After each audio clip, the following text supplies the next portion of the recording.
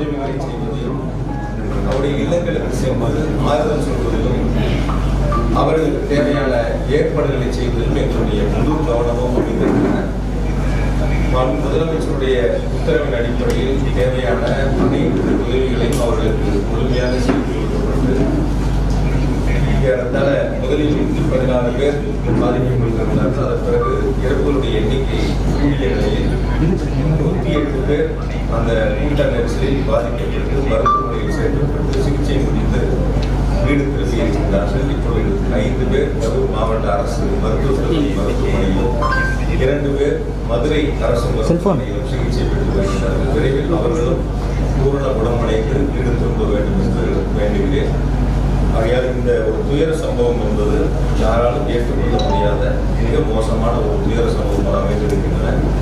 எனவே இந்த நிகழ்வில் கட்சிகள் பார்க்காமல் இயக்கங்கள் பார்க்காமல் அனைவரும் ஒன்று சேர்ந்து அந்த மக்களுக்கு உதவிய காரணமாக அவர்களுக்கு தேவையான இவற்றை செய்த ஒரு நிகழ்வாக அமைந்திருக்கின்றன. இது போன்ற ஒரு துயர சம்பவம் இனி எந்த காலத்திலும் எந்த சூழ்நிலையிலும் எந்த மாவட்டங்களிலும் நம்முடைய தமிழ்நாட்டில் நடந்திடக்கூடாது. அதற்காகத்தான் 3 நாட்கள் கழித்து உங்களை சந்திக்க வேண்டும். துயர சம்பவங்களில் இறந்தவர்களுக்கு இரங்கலையும் பாதிக்கப்பட்டவர்களுக்கு தேவையான உதவிகளையும் செய்து அவர்கள் பூரண குணமடைந்து இல்லம் திரும்ப வேண்டும் என்பதற்காகத்தான் இந்த பத்திரிகையாளர் சந்திப்பை நாங்கள் ஏற்பாடு செய்தோம். அவைகள் தலைவர் விஜய் அவருடைய வீடியோவில் மற்ற இடத்துல அந்த கேன்சர் இந்த மாதிரியான சம்பவம் எங்கேயுமே நடக்கல, கரூர்ல மட்டும் ஏன் நடக்குது அப்படிங்கிற அந்த கேள்வியை உங்களுடைய பதில். பொதுவாக நான் இது அரசியலா பார்க்க விரும்பல. ஒரு மனிதாபிமானத்தோட என்னை பொறுத்த வரைக்கும் கரூர்ல மொத்தம் 41 பேர் இறந்ததுல 31 பேர் கரூர்ல 27 குடும்பங்களை சார்ந்தவங்க. ஒவ்வொரு வகையிலும் நான் நேரடியாக அந்த குடும்பத்தோட தொடர்பு உள்ளவன். தொடர்ந்து ஒவ்வொரு குடும்பங்களோடும் நேரடியாக நாங்கள் தொடர்பு இருக்கக்கூடியவங்க. நேற்று ஒரு இல்லத்திற்கு இரங்கல் சொல்றதுக்காக போயிருந்தோம். அந்த தம்பி சனிக்கிழமை இந்த கூட்டம், ஞாயிற்றுக்கிழமை பெண் பார்க்க போகக்கூடிய தம்பி. டிசம்பர் மாசம் அந்த தம்பிக்கு திரும்பணும். அவர் குடும்பத்தில் ஒரு கோரிக்கை தேவை இருந்தப்ப என்னை சந்திச்சிருக்காங்க. நான் அவங்களுக்கான தேவைகளை ஏற்பாடு பண்ணி கொடுத்துருக்கேன். அந்த தம்பி எங்களுடைய முப்பெரும்புறாலே அந்த தம்பி நடந்திருக்காங்க. ஆனா நாங்க வேடிக்கை பார்க்கதான் அந்த தம்பி போனாங்க. அந்த வீட்டில் இருக்கிறவங்க அவருடைய நண்பர்கள் அந்த இடங்கள்ல கருத்துல வைப்பாங்க. அதாவது ஒரு அரசியல் நிகழ்வாக இவங்க பண்ணாங்க, அவங்க பண்ணாங்க, இவங்க மேல குற்றச்சாட்டு, அவங்க மேல குற்றச்சாட்டுங்க, அது போன்ற கருத்துக்களை நம்ம முன்னெடுக்காம இனி வரக்கூடிய நாட்கள் இது மாதிரி ஒரு துயர சம்பவங்கள் இருக்கக்கூடாது. ஏன்னா ஒவ்வொரு குடும்பத்திலையும் நம்ம நேரடியாக அவங்களோட பங்கெடுத்திருக்கிறோம். அவங்களோட அந்த நட்பு முறையில நம்ம இருக்கிறோம். அந்த துயர சம்பவங்கள் என்பது யாராலும் 1.5 வயசு குழந்தை, 3 வயசு குழந்தை, 5 வயசு குழந்தை, இது மாதிரி இருக்கக்கூடிய ஒரு சூழல்ல ஒரு அரசியலா இது யாரும் பார்த்துட வேண்டாம். அரசியல் களத்துக்கு நம்ம அது போயிட வேண்டாம். வரக்கூடிய நாட்கள்ல இது மாதிரி எந்த அரசியல் கட்சியினுடைய கூட்டமா இருந்தாலும் இது போன்ற நிகழ்வு இல்லாத அளவிற்கு அது ஒன்று சேர்ந்து செய்ய வேண்டிய ஒரு பணி. முக்கியமாக அந்த இடம் ஒரு நெரிசலான பகுதி. அந்த இடம் எப்படி கொடுத்தாங்க காவல்துறை பல கூட்டங்களுக்கு இந்த திருச்சியிலிருந்து நீங்களும் இங்க வருகை இருக்கிறீங்க. நிறைய பல ஆண்டுகளாக நீங்க தொடர்ந்து இந்த பணியில் இருக்கிறீங்க. அவங்க கேட்ட இடங்கள் முதல்ல லைட் ஹவுஸ் கார்னர். அதுல எவ்வளவு பேர் நிக்கலாம் நீங்க சொல்லுங்க. லைட் ஹவுஸ் கார்னர் ஜங்ஷன்ல அது ஒரு டர்னிங் பாயிண்ட். அந்த இடத்துல திரும்புற இடம் தான். அந்த திரும்புற இடங்கள்ல அந்த லைட் ஹவுஸ் கார்னர்ல எவ்வளவு பேர் நிக்க முடியும்? பத்திரிகையாளர் நீங்க தான் உலகத்துக்கு சொல்லணும். மேலும் முக்கியமா பேருந்துகளுக்கு அதே மாதிரி அடுத்து கேட்டது உழவர் சந்தை. உழவர் சந்தையில எவ்வளவு பேர் நிக்க முடியும் நீங்க பாருங்க. உங்களுக்கே தெரியும், இருக்கக்கூடிய எல்லா பத்திரிகையாளருக்கும் உழவர் சந்தையில எவ்வளவு பேர் கூட்டம் நிக்க முடியும், லைட் ஹவுஸ் கார்னர்ல எவ்வளவு பேர் நிக்க முடியுங்கிறது உங்களுக்கு நல்லா தெரியும். பார்த்துட்டு அதுக்கப்புறம் வேலுசாமிபுரத்துல எவ்வளவு பேர் நிக்க முடியுங்கிறத பாருங்க. இந்த 3 இடங்கள்ல எது அதிகமான நபர்கள் நிற்க முடியும், எது அதிகமான நபர்கள் கலந்து கொள்ள முடியும், பொதுமக்களுக்கு எந்தவித போக்குவரத்து இடையூறு இல்லாம எந்த இடங்கள்ல அந்த கூட்டம் நடந்தா மக்களுக்கு சிரமம் இல்லாம இருக்குங்கிறது நீங்களே ஒரு கணம் சிந்திச்சு பாருங்க. லைட் ஹவுஸ் கார்னர் கொடுத்திருந்தா ஒரு கால் பக்கத்துல அமராவதி ஆறு இருக்கு, இந்த பக்கம் பெட்ரோல் பங்க் இருக்கு, அது ஒரு திரும்புற இடம், நகரை விட்டு வெளியே போற இடத்துல திரும்புற இடங்கள். அந்த இடங்கள் அந்த சந்திப்பு இருந்தா ஒட்டு மொத்தமா மாநகரம் முழுக்க ஒரு போக்குவரத்து நெரிசல் ஏற்பட்டிருக்கும். எனக்கு தெரிஞ்ச வரைக்கும் அந்த இடத்துல இருந்திருந்தா ஒரு அதிகபட்சம் ஒரு 7000 பேர் நிக்கலாம், 5000 ஒரு 7000 பேர் நிக்கலாம். நீங்க உழவர் சந்தை கொடுத்திருந்தா ஒரு 3000 ஒரு 5000 பேர் நிக்கலாம். சேர் போட்டாலே நம்ம அந்த இடத்துல ஒரு 2000 சேர் தான் போடுறோம். அது மாதிரிதான் கூட்டங்கள் ஏற்பாடு பண்றோம். பொதுவாக ஒரு அரசியல் கட்சி கூட்டம் நடத்துறதுங்கிறது நாங்க நடத்தும் போது 1000 பேர் கலந்துக்கிட்டா அதுக்கான இடத்தை தேர்வு செய்யணும். 5000 பேர் கலந்துக்கிட்டா 80 அடி ரோட்ல போடணும்னு முடிவெடுக்கணும். அப்போ ஒரு அரசியல் கட்சி எவ்வளவு கூட்டங்கள் வருகிறதோ அந்த இடத்தை தேர்வு செய்ய வேண்டியது அரசியல் கட்சியினுடைய கடமை. நாங்க இது வரைக்கும் அப்படிதான் பார்த்துருக்கோம். நாங்கள் முப்பெரும்லா நடத்தணும். இப்ப சமீபத்தில் செப்டம்பர் 17 எங்களுடைய தலைவர் அவர்கள் வருகிறது சிறப்புரையாற்றினாங்க.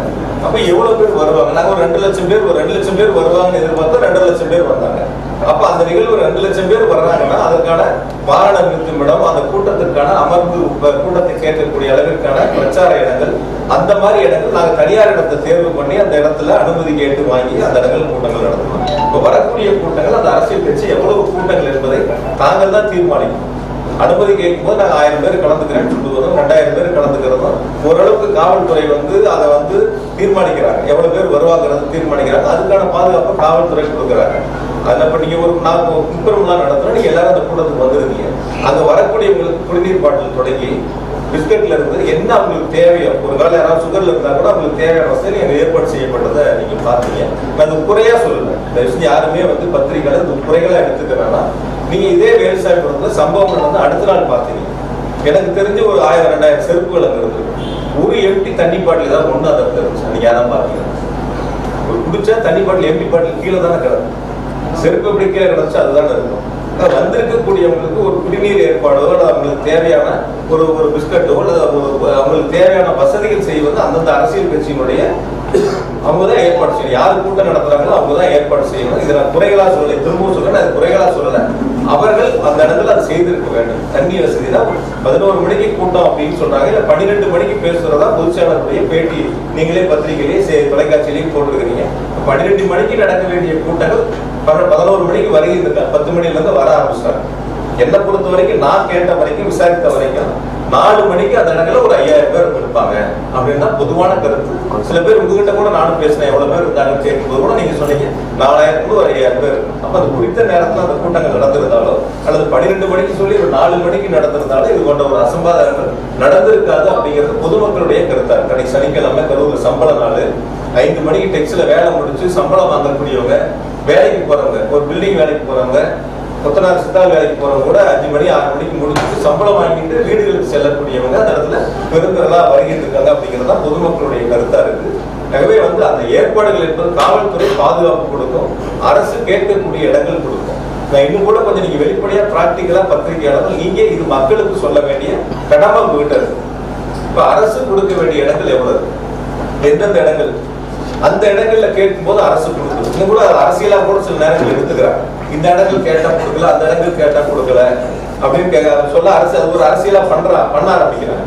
அப்ப கேட்கக்கூடிய இடங்கள் நம்மளுடைய தலைவர் பேசக்கூடிய வரக்கூடிய மக்களுக்கு போதுமான இடமான யார் தீர்மானிக்கணும்? அது அரசியல் கட்சிகள் தான் தீர்மானிக்கணும்.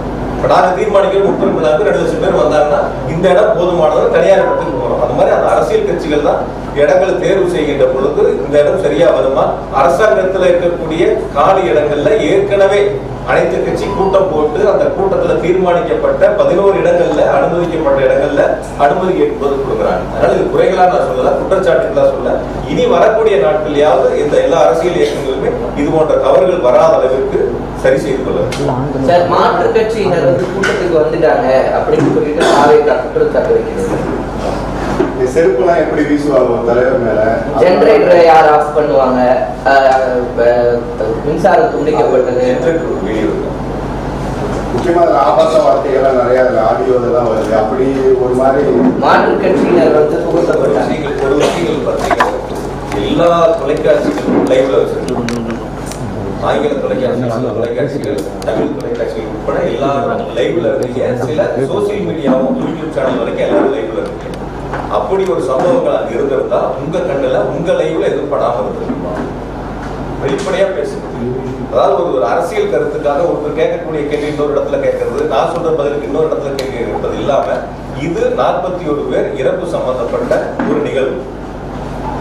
பொதுவா ஒரு 100க்கும் மேற்பட்டோர் பாதிக்கப்பட்ட ஒரு நிகழ்வு, ஒரு துயர சம்பவம். அப்ப நம்ம நாட்டு மக்களுக்கு எந்த இடங்கள்ல தவறு இருக்குன்னு சொல்ல வேண்டிய கடமை பத்திரிகைகிட்ட தொலைக்காட்சிகிட்டே இருக்கு. இப்ப நீங்க எல்லாரும் அந்த இடத்துல லைவ் வச்சிருக்கும் போது ஜெனரேட்டர் ரூம்ல போய் யார் ஆஃப் பண்ணியிருப்பாங்க? அந்த இடத்துல நடக்கக்கூடிய இடங்கள்ல அப்படி இருக்கக்கூடிய ஒரு 10,000 பேர், 15,000 பேர், 20,000 பேர், 25,000 பேர் இருக்கட்டும். அவ்வளவு பெரிய கூட்டங்களுக்குள்ள போய் நீங்க சொல்ற மாதிரி ஒருத்தரோ 5 பேரோ 10 பேர் அது மாதிரி ஒரு அசாதாரண சூழ்நிலை உருவாக்க முடியுமா? பிராக்டிகலா யோசிப்பாங்க. இப்ப நீங்க இப்போ ஒரு 30 பேருக்கு 50 பேர் பத்திரிகையாளர் இருக்கீங்க. ஒருத்தரோ 2 பேரோ ஒரு தவறான ஒருத்தர் உள்ள வந்து உங்ககிட்ட ஒரு கருத்தை பண்ணாருன்னா நீங்க அதை அனுமதிப்பீங்களா? பொதுவான ஒரு கேள்வி கேட்கணும். எப்படி அனுமதிப்பாங்க? இப்ப அந்த இடத்துல இருக்கக்கூடிய அவருடைய தொண்டர்கள் அந்த இடத்துல இருக்காங்க, அந்த கட்சியை சார்ந்தவங்க அங்க இருக்காங்க. யார் அந்த இடங்கள்ல அது போன்ற ஒரு விஷமத்தனமான பிரச்சனையில ஈடுபடுறாங்களோ அப்ப அவங்க அந்த இடத்துல கேட்பாங்கல்ல, அந்த இடத்துல இருப்பாங்கல்ல. அது நீங்க முதல்ல பத்திரிகையில நம்ம தான் அதை பார்க்கணும். நம்ம லைவ்ல நீங்க எல்லாரும் போட்டீங்க, ஒவ்வொரு சேனலும் ஒவ்வொரு ஆங்கில வச்சு லைவ் வந்துச்சு. இந்த ஜெனரேட்டர் ரொம்ப நீங்க பாருங்க. சாலையோரம் ஜெனரேட்டர்கள் வைக்கப்பட்டு இருந்த தடுப்புகளை பொதுமக்கள் உடைத்துக் கொண்டு செல்ல வேண்டிய சூழல் ஏற்பட்டது. அப்போது விஜயின் பரப்புரை ஏற்பாட்டு குழுவை சேர்ந்தவர் ஜெனரேட்டரை ஆஃப் செய்தார். இந்த காட்சியை நியூஸ் 18 தமிழ்நாடு தொலைக்காட்சி பதிவு செய்துள்ளது.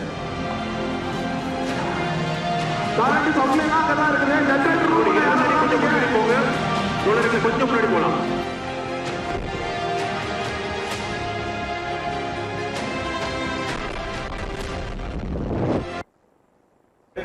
சுத்தி பாதுகாப்பா தகர வச்சு அடைச்சிருக்காங்க. வெளியில கூட்ட நெரிசல் ஏற்படுகின்ற பொழுது அதை தாங்க முடியாம அந்த கும்பல் வந்து அந்த தடுப்புகளை உடைச்சு உள்ள வர்றாங்க.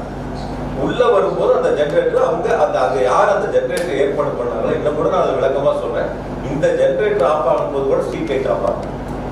இந்த ஜெனரேட்டர் ஆஃப் ஆகும்போது என்ன ஆகுதுன்னா அவங்க கூடுதலா போட்ட லைட் இருக்கு இல்லையா, அது மட்டும் தான் ஆஃப் ஆயிடும். எந்த இடங்களையும் வந்து அப்ப கூட வந்து இபி சப்ளை கட் ஆகல, ஸ்ட்ரீட் லைட் ஆஃப் ஆகல. அது நீங்க ரொம்ப தெளிவா பாருங்க. உங்களை மாதிரி இருக்கக்கூடிய தொலைக்காட்சிகள் தான் லைவ் பண்ணியிருக்காங்க அந்த நேரங்கள்ல. அதுதான் நம்ம பியூட்டி கிளாஸ். அப்ப அவங்க மக்கள் கூட்ட நெரிசல் அதிகமாகி அந்த இடங்கள்ல வந்து தாக்கு பிடிக்க முடியாம இன்னொரு இடங்கள் தேடி போகும்போது அந்த தடுப்பை உடைச்சு உள்ள போய் அதன் மூலியமா அது சப்ளை கட் பண்றாங்க. அதுக்கான நிகழ்வு அது அவங்களுடைய பொறுப்பு. அதுதான் அவங்க பார்த்திருக்காங்க. நீங்க இதுதான் நீங்களும் லைவ் பண்ணியிருக்கீங்க. இதுல எந்த இடங்கள்ல வந்து யாராவது பாருங்க. நீங்க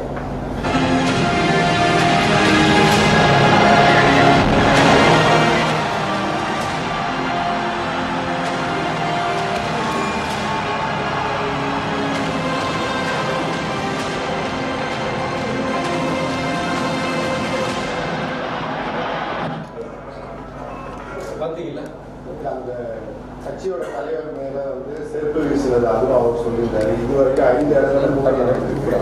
இது போன்ற நிகழ்வுகள்லாம் ஏற்படாது. அந்த வீடியோ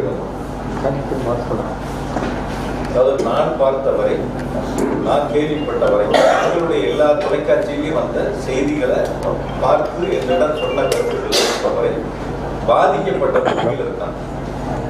பாதிக்கப்பட்ட ஒரு தம்பி தலையில கையை வச்சு கையை நீட்டி தனக்கான உதவிகளை கேட்கிறாங்க. அதை நீங்க பார்த்துருக்கீங்க. ஒரு தம்பி வந்து தண்ணி பாட்டில் உட்பட கீழே இருந்து கேட்கிறாங்க. அதை தொடர்ந்து பேச்சு போயிட்டு தன்னுடைய கவனத்தை ஈர்ப்பதற்காக அது போன்ற சம்பவங்கள் பேச்சினுடைய துவக்கத்திலேயே இருக்கு. அந்த சம்பவங்கள் நடந்து சிலருடைய கொஞ்ச நேரங்கள்ல தான் தண்ணி பாட்டில் அவங்களே எடுத்து கொடுக்குறாங்க. கேட்டப்ப அவங்களுடைய கவனங்கள் போகல. அதன் பிறகு ஒருத்தர் போய் சொல்லிதான் தண்ணி பாட்டில் அதுக்கப்புறம் எடுத்து கொடுக்குறாங்க. அது நீங்க பார்த்துருப்பீங்க. அந்த நீங்க அந்த லைவ்லையும் பார்த்தீங்க. சில சேனல்ல அந்த லைவும் போட்டிருக்கீங்க. அது போடுங்க.